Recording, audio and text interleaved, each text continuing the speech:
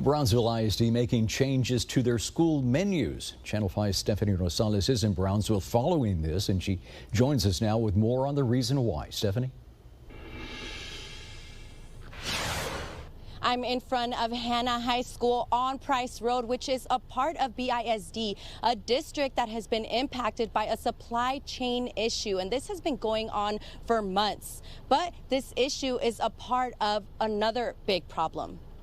Brownsville ISD has been dealing with food shortages since the start of the pandemic. And although it comes in waves, this is the worst they've seen it. Some of the challenges that we are facing include product cancellation, product discontinuation, delayed or canceled deliveries with little or no notice at all. Cruz says this is a problem affecting schools all across Texas because the food supply is not keeping up with the demand. It hasn't gotten to the point where schools are serving smaller portions, but they are having to substitute certain menu items while still meeting the needs of the Texas Department of Agriculture. I have to get waivers from the federal government to do certain things and feed certain menu items that aren't normally approved. Miller says some of the foods that don't meet normal regulations are foods that are not 100% whole grain. The Texas Department of Agriculture understands the difficulty of being able to get certain food items, so they are allowing flexibility to buy products that are available.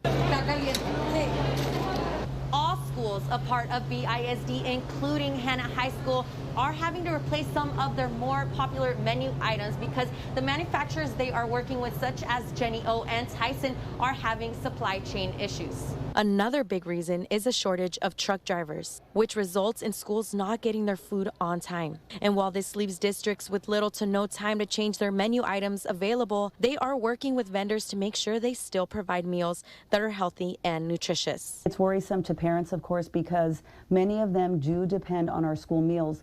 However, because of the fact that we've been able to forecast properly, we've been able to maintain open communication and constant communication with our vendors, we haven't experienced it as much as perhaps other industries have.